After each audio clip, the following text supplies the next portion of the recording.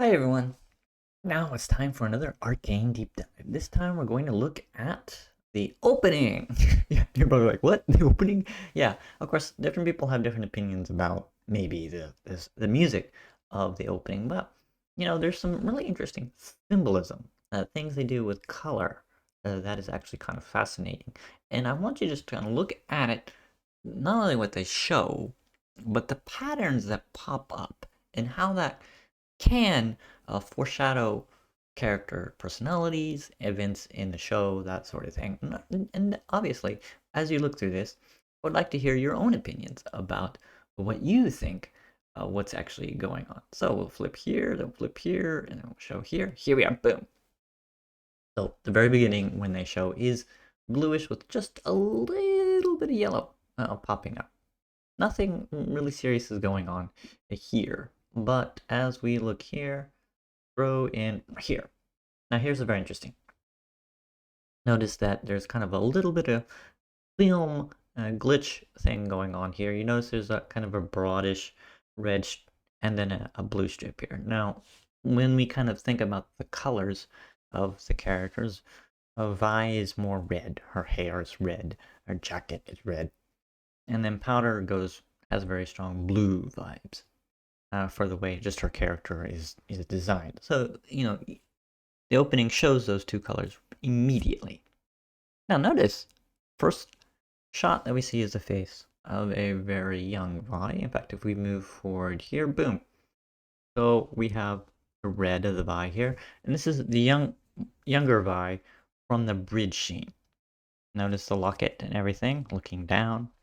Notice here, there is no powder or shot. Just looking down. And so this color, at least as far as Vi is concerned, is consistent throughout the entire opening.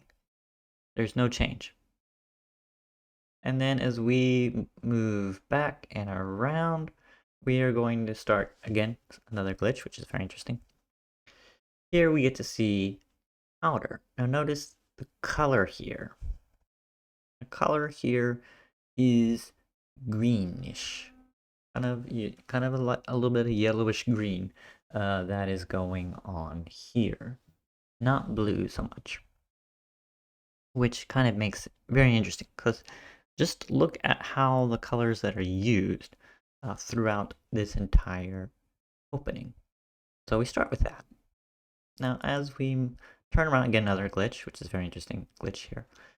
Here we see the character here of Jace. If we actually move a little bit here, looking at the crystal itself is bluish because hextech crystals throughout the show are blue, but Jace himself is in this kind of yellowish light.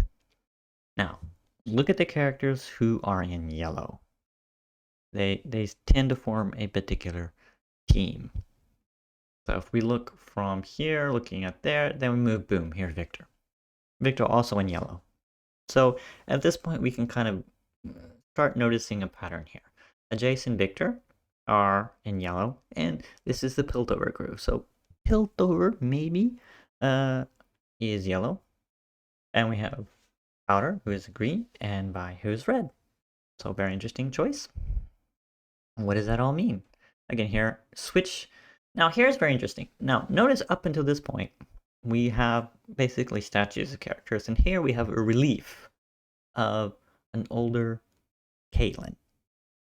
Up until this point, we've had younger characters, mainly characters designs from the first act. Only here do we actually see a Caitlyn from basically Act 2 and 3. Interesting choice of order. And notice here that the light is kind of like coming through like a doorway or something. A little bit of reddish tone here. So this seems to be like light from Vi's character shining on a future Caitlyn, so to speak. Kind of curious of this particular choice, considering what happens in the next scene here. Boom. So here we have Heimerdinger. Now, Heimerdinger is very interesting. You notice the light here is, again, yellow. So light on Heimerdinger is kind of a yellow, background kind of a greenish yellow. But you get this kind of like the hands together, like maybe he's like plotting something, you know. I mean, you got to look at the eyes and everything, and you think he here is like, you know, the politician, so to speak, not the scientist, not like the curious guy. Here, this is like the guy who's like the Machiavellian type of character, which is nothing like Heimerdinger in this entire show. You would think he would actually get a clue, so to speak, after a certain point, but that's kind of an interesting vibe that just never occurs. Up until this point, what's going on in the opening is from some sort of scene that we've seen throughout the rest of the series, except this one. This one just does not show up, which is kind of interesting. And then another shot, and again here, yellow again, and this is Mel. Of course, Mel as a character has very strong yellow and gold vibes. The character herself is, you know, all about that color, which is again very consistent across all of the characters in Piltover up until this point in the opening. So very interesting aesthetic here. Zooming in, and here's another interesting look. Look at this. So you have a slightly older Vi and Powder, and in this case, what we're looking at here is yellow light. So in a sense, if we just, of course, continue a little bit out, we get to see here. So Vander, slightly younger looking Vander, protecting Vi and Powder with yellow. So Vander, of course, represents, you know, the order of basically the Undercity. But that was when there was a deal between him and Grayson. Some sort of, you know, truce to make sure that, you know, the Undercity wouldn't get, you know, dealt with a whole bunch of Enforcer goons. But of course, that went straight downhill. So almost like the power of Piltover, so to speak, that Vander is able to use to protect her kids from some sort of worse evil. Which, as you can see right here, the worst evil is in the background just a little bit. Of course, we know what happens after episode 3 here, but it's kind of interesting. So he's trying to protect another glitch, very interesting. And boom! So here we have Silco popping up. So again, from that just disappears, Vander disappears with the two girls, and kind of the purplish smoke that comes out of the kind of Silco character here, and this is just great. So this is totally different from what we've seen from all the other characters who are lit up with light. In here, it's just kind of Silco just has the eye and just a little bit of the background with a little bit of light to put more emphasis on the shadow. Which just makes it like, this is the bad guy, people. I mean, I can't get any other obvious than this is the bad guy. That's the way the opening is just screaming to you. Now, as we move from that to here, another glitch. So the mask pops up, and of course you probably know who that is, and boom, here we are, to Echo's character. So Echo, in this case, is green. Now, the younger Powder was also kind of greenish. So you kind of think there's a connection between those two characters, as far as like green, what does it symbolize? And in a way, you can actually look at it as kind of symbolizing a kind of a difference between different groups and different ways of thinking.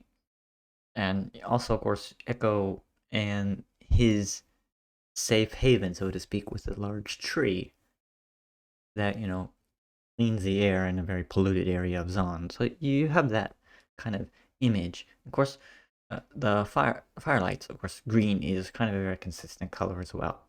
So this is kind of very interesting because, you know, you would think, so does that actually mean that, as far as the creators were concerned, that maybe Powder as a younger person may have had maybe some sort of affiliation with Echo in the Firelights as far as her way of thinking. But of course, it's never really explored in the story, so to speak. And never, after a couple of irreversible events, it's like it's hard to go in that direction. But at least it gets this kind makes it kind of interesting here. So we get green here, and then we switch to here, Caitlin. So again, it's very consistent with the color choice here. Again, yellow for the Piltover crew. So we've had Jace, we've had Victor, we've had Heimerdinger, and now Caitlin in this particular case of yellow. Piltover is yellow. End of story. Of course, Mel also. Shooting the bullet out. And then here is an interesting. Now, the only exception, it seems to be in this case, is Victor, of course, shows up twice. So the Victor just before the whole scene with Vander and Selko is here, is Victor running. Of course, it's not very obvious. You have to actually see the scene to notice that. It's the leg brace there that if we show pops off.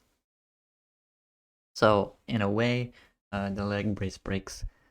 And this is kind of, I guess, pointing to the scene where Victor runs on his own power due to his experimentation with the Hex core, but that kind of goes in a bad direction and kind of mutates into this kind of dark purplish thing. So the light, the purplish light, seems to be kind of symbolizing that aspect as Victor goes from like purely on the Piltover side of the yellow. If you look at the scene, episode 2, you know, the assistant dean of the academy and all that kind of stuff.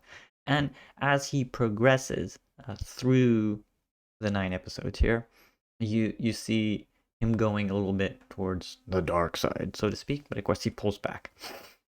So I think this kind of purplish is kind of pointing in that direction. You know, the purplish, the bad side, kind of, I guess, the void side of things, so to speak, is where the purple is going. And then we move here. So blue.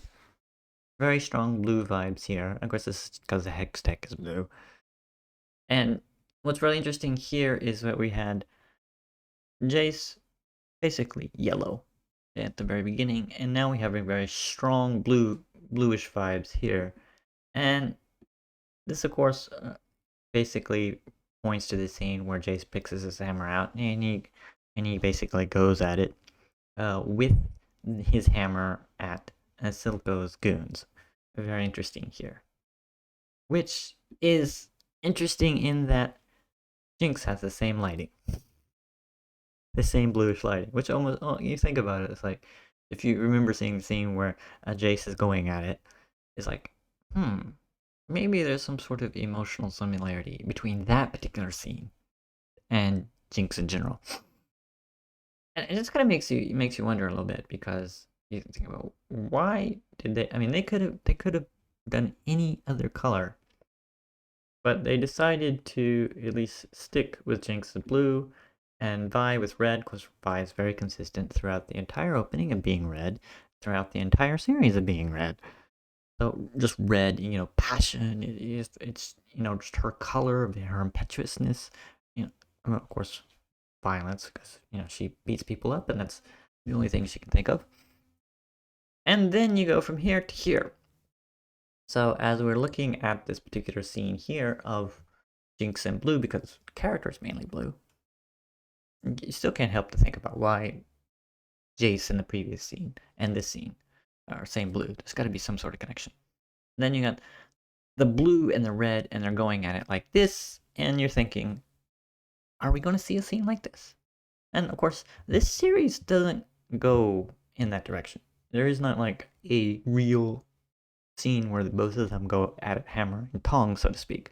Vi is all about trying to protect, you know, Jinx, actually Powder, from Silco. So the only thing you can really get here is more of a metaphorical battle, in that basically Vi is fighting for Powder. That was like her main motivation.